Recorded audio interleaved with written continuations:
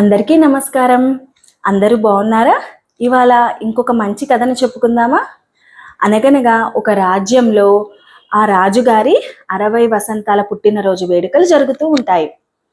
ఆ పుట్టినరోజు వేడుకల్లో భాగంగా ఒకరోజు రాజుగారు ఇలా చెప్తారు, ఈసారి పున్నమి రోజున నేను ఒక ప్రశ్న అడుగుతాను. ఆ ప్రశ్నకి కనుక ఎవరైతే సరైన సమాధానం చెప్తారో వారికి నేను 1000 బంగారు నాణాలు బహుమతిగా ఇస్తాను అని ప్రకటిస్తారు. అది విని ప్రజలు ఎంతో సంతోషించి పున్నమి ఎప్పుడు వస్తుందా అని ఎదురు చూస్తూ ఉంటారు.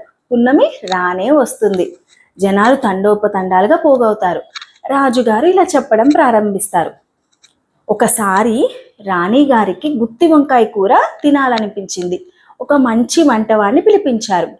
ఆ వంటవాడికి ఇలా చెప్పారు, నాకు గుత్తి వంకాయ కూర చేసి పెట్టు, మసాలాలు బాగా వెయ్యి, కూర గుమగుమలాడిపోవాలి అని చెప్తారు.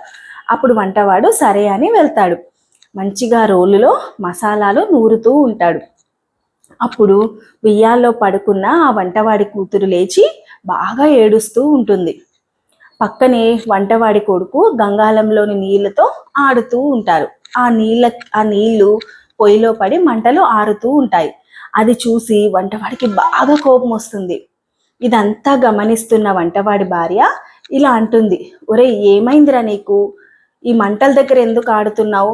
ఆ మంటలు కనుక నీకు అంటుకున్నాయో నీ చావు మూడుతుంది, ఇలా రా అని చెప్పి గట్టిగా లాగుతుంది.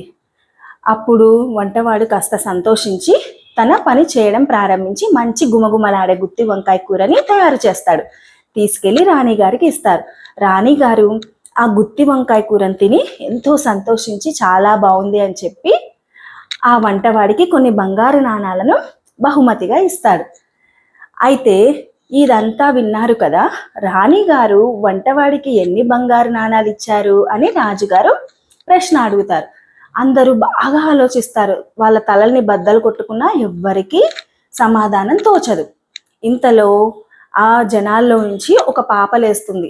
రాజుగారు రాణిగారు వంటవాడికి 1116 బంగారు నాణాలని ఇచ్చారు అని చెప్తారు.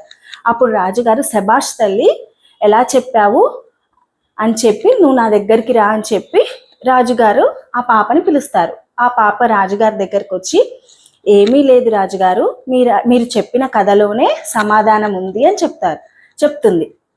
అయితే వివరించు అంటారు రాజుగారు. ఏమీ లేదు, రాణిగారు చెప్పారు కదా మసాలాలు 1000 అని, ఆ 1000లో 1000, మసాలాలు నూరుతున్నాడులో 100, పాప ఏడుస్తుందిలో 7, మంటలు ఆరుతున్నాయిలో 6, నీకు చావు మూడుతుందిలో 3, ఇవన్నీ కలిపితే 1116 అవుతుంది. అదే ఈ యొక్క ప్రశ్నకి సమాధానం రాజుగారు అని చెప్తారు. నీ యొక్క తెలివికి నేను చాలా ముచ్చట పడ్డాను. నువ్వు చాలా గొప్పదాని అవుతావు. నీకు ఏ సహాయం కావాలన్నా, నీ చదువుకు ఏ సహాయం కావాలన్నా నీకు చేస్తాను తల్లి అని చెప్పి రాజుగారు ఆ పాపకి హామీ ఇచ్చి ప్రకటించినట్లుగానే 1000 బంగారు నాణాలని ఆ పాపకి బహుమతిగా ఇచ్చి ఎంతో ఘనంగా సత్కరిస్తారు. ఈ కథ మీకు కూడా నచ్చిందా?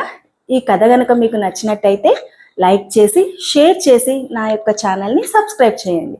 మరొక మంచి కథతో మళ్ళీ మీ ముందుకు వస్తాను. అంతవరకు ధన్యవాదాలు.